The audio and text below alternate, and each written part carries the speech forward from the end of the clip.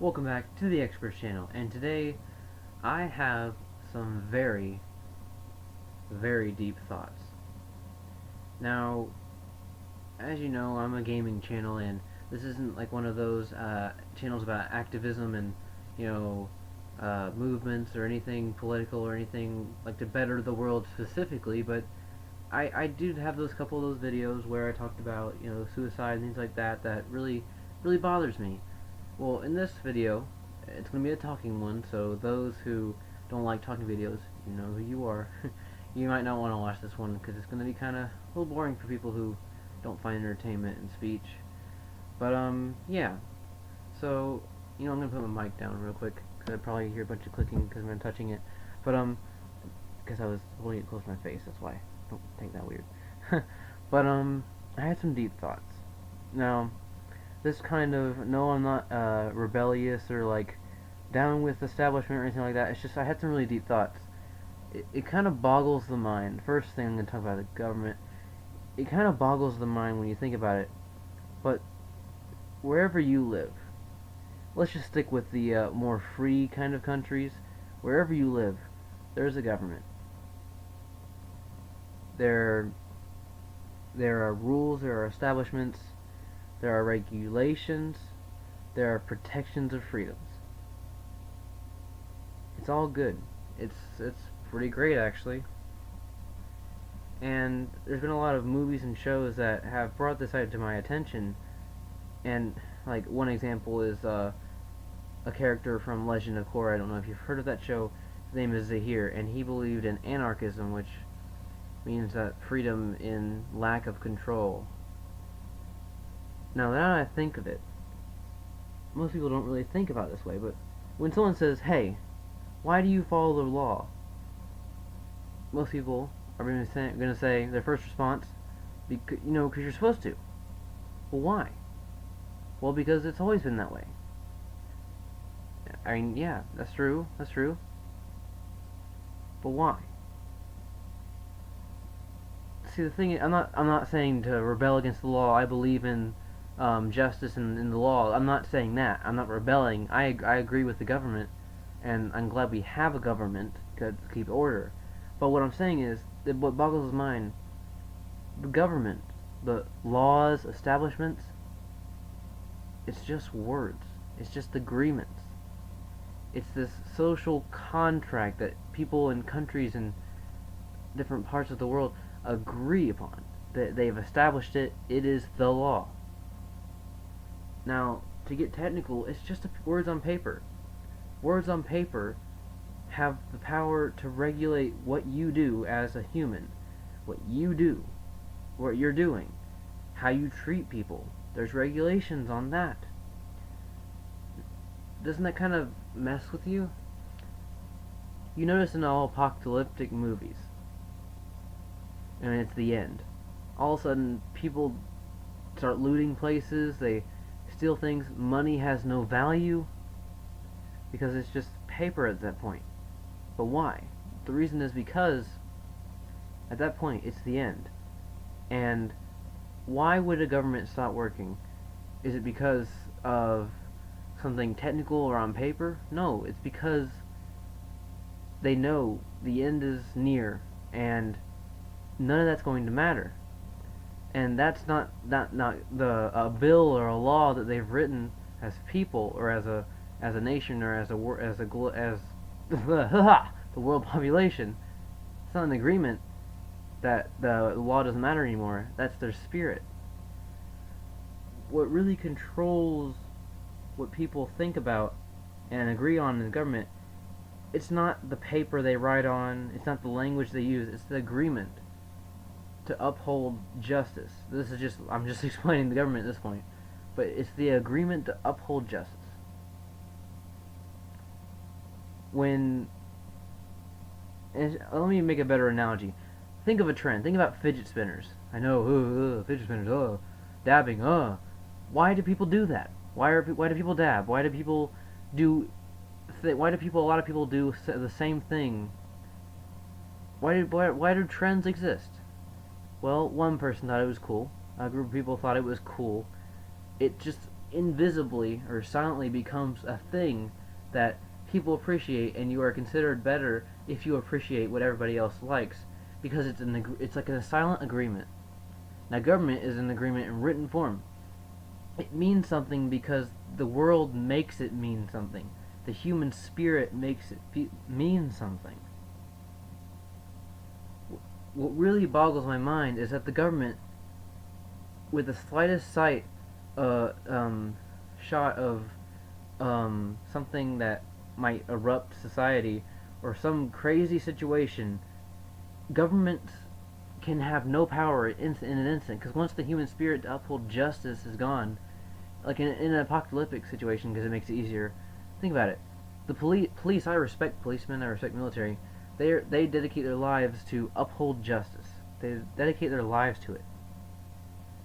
But then, when there's nothing matters anymore, so to speak, they don't uphold justice, because eventually there's no order and no one else is doing it. It's kind of like peer pressure. Basically, what government is, not in a good way actually, but when people lose sight of order and like why there is a government, they think, oh no, there's no government now. We don't have to do anything, and it kind of just it affects everyone. So in those apocalyptic movies, you notice money doesn't mean anything. People loot stores because they can. There's no regulation. People get murdered. It's not justified in an immoral sense or even a government sense, but they do it because they can. There's no regulation, and unless you're just a straight horrible person, even if you're a different political party or you believe in less government, less order, more order, there are things that are just you don't want to happen, and that's why there's a government in the first place. Because yeah, things could be great with no government. Things could be great if you just do whatever you want. Because it's like in the ancient times, caveman times. You saw an animal, you killed it, you ate it, you protected your family. Government is almost as if it's something that keeps you safe, at least in a justified way, and it lessens the chance that something bad will happen, because people don't want to have to go through the government process. And I respect government. I'm not really very political when it comes to U.S. history, or I shouldn't say U.S. history. I in global history. Worlds do better when there's some sort of code.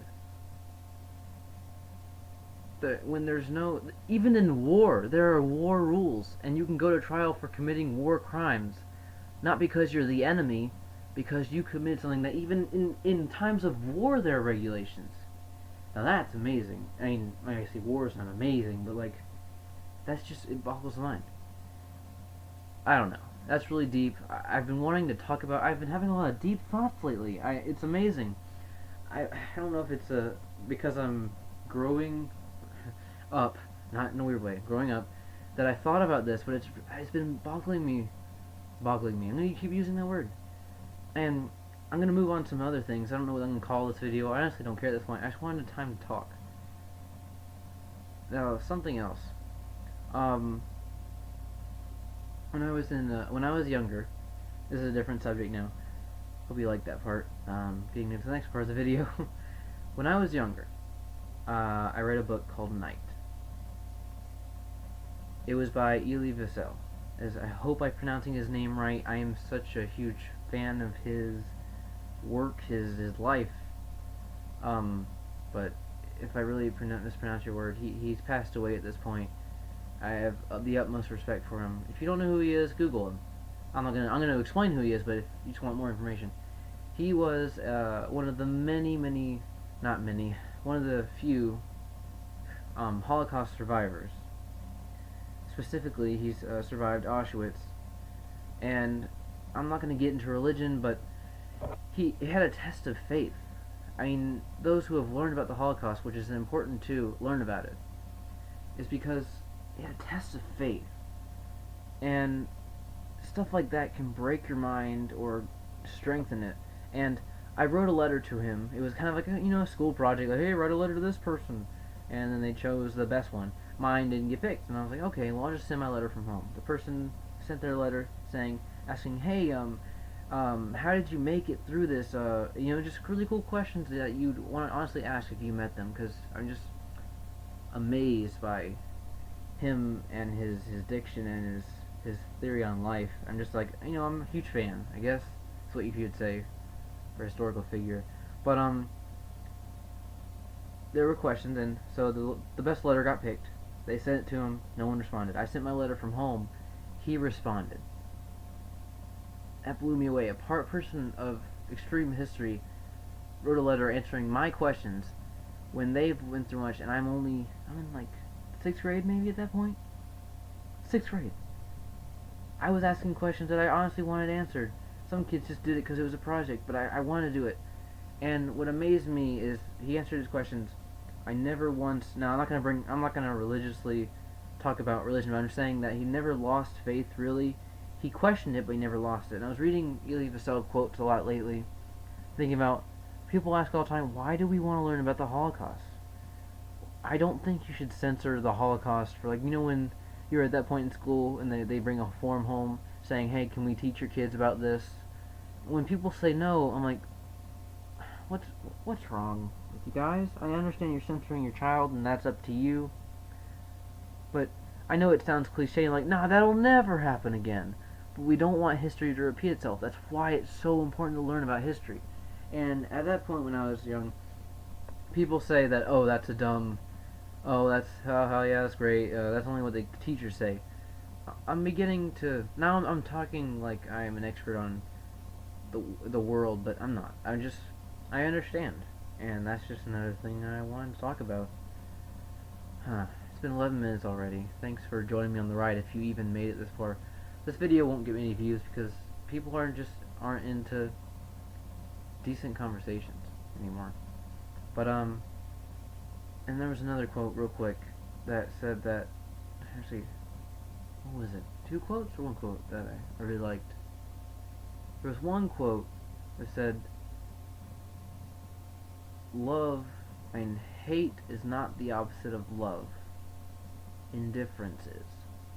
And that's just basically the same situation you learn when you're learning about Stop Bullying Now and all those movements. Being a bystander is worse than hating someone, because you sitting there seeing something happen, not doing anything, basically. I just made a good point to me. Because when you hear things in school like stop bullying, you ignore it because they say it all the time. You don't really feel any power from it. But when you really think about it, those things they teach you in school, they matter. I like going to school.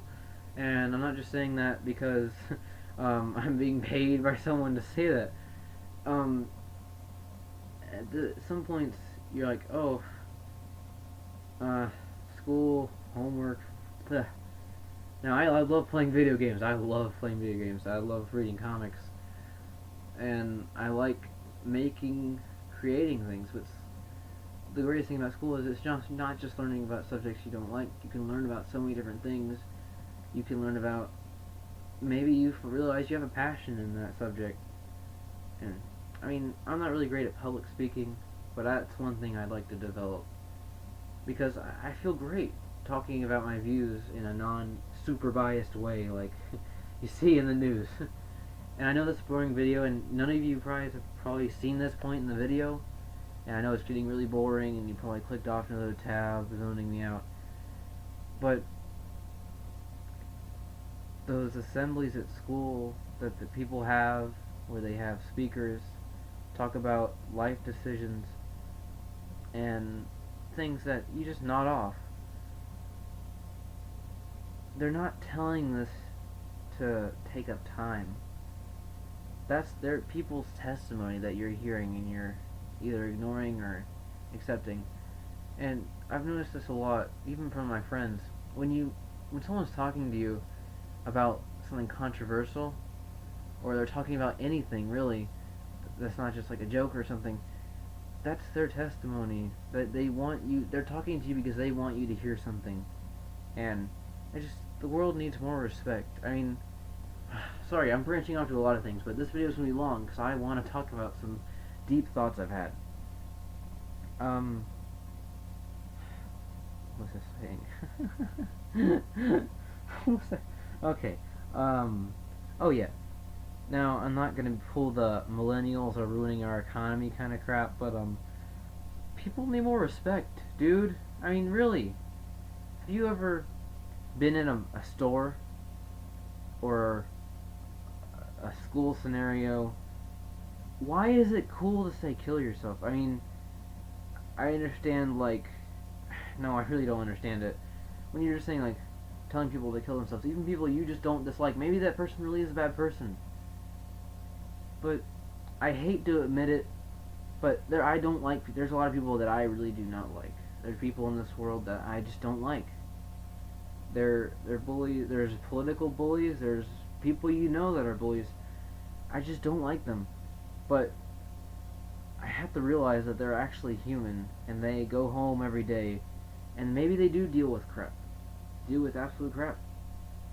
But the problem is some people are just past saving, which I try not to think is true, but at some points sometimes they're at this point where they're just rude to be the sake of being rude. And I have to say that all of us have been at that point at one time in our life. Now, not all of us, I guess, but there's people maybe inside. Maybe not everybody expresses it, but all of us have prejudices inside implanted in our brains,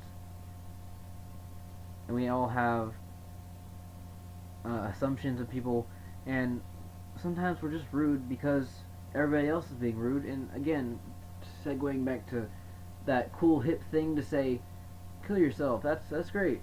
And another thing, why are rappers making so much money talking about doing drugs? Yeah, I shot up a school. I smoked a bunch of drugs, did a bunch of drugs.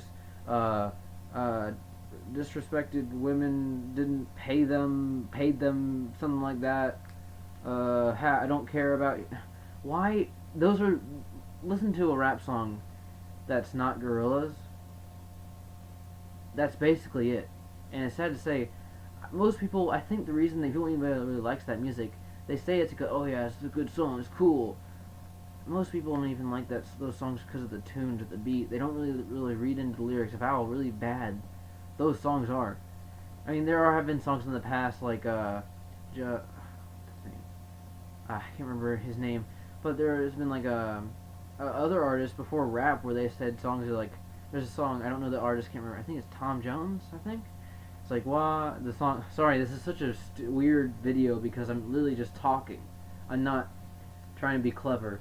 But there's this song called Why Delilah, where it's such a positive and swingy song, but it's talking about a girl cheating on this dude and this dude murdering her.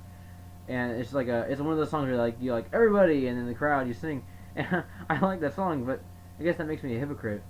But it's a really bad song. I mean, as in like man, that's pretty bad. But rap music is like 10 times worse because why do you sing about? Why does that make you cool? I guess I'm just not hip anymore. Maybe not up with the trends. Maybe being desecration to humanity is the new cool hip thing.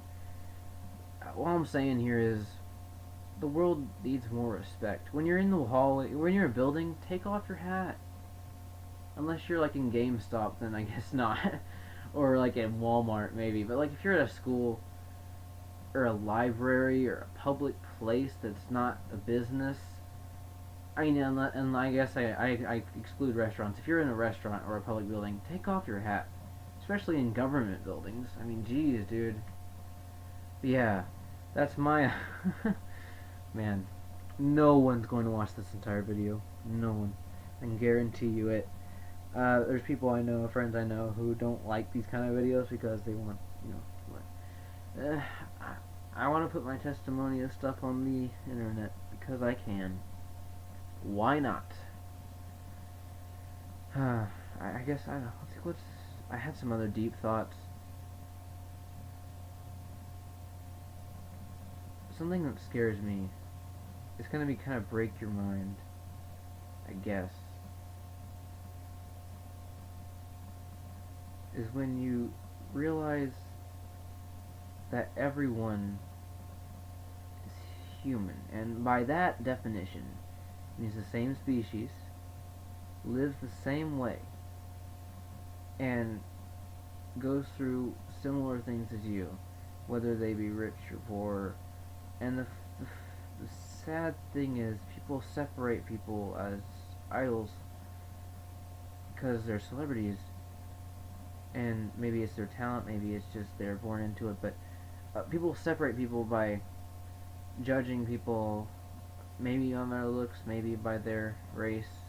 I mean, it's a whole different subject, but when you realize people you know who are just like so great, you realize that in some cases they're just winging it.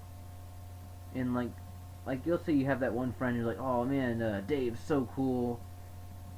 I've been in situations where, I believe it or not, yeah, I'm not saying I'm a popular person at school, but I'm saying like when you kind of tell that in some situations you're the natural leader of your friend group, or maybe you know someone who is. I've been in that step at one point, and I gotta admit, it's great to be a leader, but not everybody listens to your judgment, and when people depend on you, it can either snap or break. And so when, like, think about it, your parents were once kids. They were kids at one point. Believe it or not, they were kids at one point. And when you get older, you have to realize they, believe it or not, they did go through the same things. Maybe not the same gratitude. And now with the internet developing and different lingo and different and rap music and drugs being coming and saying kill yourself being become a new social norm, which I think is crap. But they're humans, and even me. I know I'm sounding narcissistic, but being a YouTuber, I realized I watching music videos of like not Vivo 100% sponsored artists that are actually really good, like Abe Parker. I don't know, is Daily? Yeah, he has some Vivo videos, but you realize they're how they've done this. Like Abe Parker, who's really great. I actually met this guy in person. Uh, the fact that I know how he made his music videos because I can tell by what camera, and I realized that in making videos how Markiplier does his work, and the reason there's videos that aren't. I mean, they're great because he's funny, but there's like they're not like seems that he's not trying as hard because sometimes when you're making videos, you want to have a schedule, but you don't always have content to record, but you want to have a schedule, so you kind of make filling space. Like when you make re-upload videos, I only time I really re-upload videos like that art one is just to call attention to it because I don't really want to have to do all the Twitter and all that, do Twitter and Snap Hatch to get attention to that. But sometimes it's just to fill space because sometimes you lose that passion you have for creating. And that's a nightmare when it comes to being an artist, which I kind of consider myself an artist in several ways. But, yeah. And also, in the most formal way possible, with great diction, I just want to say, chill, people. Chill. Like, what the heck, man? You know someone who's different than you. So what? You have a different religion, you're different race, you're different sexual orientation. Why do you care so much? If you don't agree with that, why do you care so much? Why are people so against equal rights for everyone? Like, what the heck, man? I mean, seriously. I mean, there's things that shock people. There's social norms that break over time. But that's just because it's the planet. Like, going into government, there's social things that all of a sudden will change. Like, I feel like this is a moment in like the early 90s and now. People, like, yeah, there's a lot of debate about, sexual orientation, and there's a lot of debate about racism, and when there's been a lot of shootings lately, and how there's racism, like, oh, you shot me, someone that's racist, and I don't know the whole story. Not everybody knows the whole story. So when you see those things where there's policemen who shoot people and they think it's because of their race, make sure you know the whole story first, And then again, maybe it is really racism, but it's so hard to tell because you don't want to just shoot down the cop. Oh, it's racism, because it could just be a coincidence that like most of the time people. I've been to a camp where they explain the working and job of a police officer. Before you automatically assume it's racism, think about it. They have to make a split-second decision. Their mission is to uphold the law and make sure they get home safe too. Now think about it. You have to make a split-second decision, and you're human. Someone reaches in their pocket. You tell them to keep their hands up. Reach in your pocket. They reach in your pocket. You're saying, I'm going to pull out this. He goes, no. They say, no, keep your hands up. If you reach in your pocket, even if you have nothing in your pocket, that still counts self-defense if they shoot you. Now, I know I'm going off on a tangent here, but they have to make, their jobs are the hardest. They have to make split-second decision. And there's a bunch of families rallying, saying, oh, and now sometimes it really is racism, and that's the sad fact of life, that there are really racist cops. But sometimes it's not that. Sometimes they made a judgment call that if you were in the same footsteps you would have to make if you were in that line of work. They don't do it always out of racism. It's a split-second decision. It's your life over someone who could possibly be a criminal, possibly not. You tell them to keep their hands up for security reasons, and they reach in their pocket. It doesn't matter if they have a paperclip in their pocket. They wanted to show you. I know that's a dumb example. It's a split-second decision. Thank you guys. Whew, that was a lot. Boring video for some of you, but for some of you who find hope in humanity, I hope you enjoyed. And that's my testimony of some things, a lot of things. I'm proud of this video. I'm proud of it. And if you liked it, definitely tell your friends. And think about life. It's a fun topic to think about. And I'll see you next time.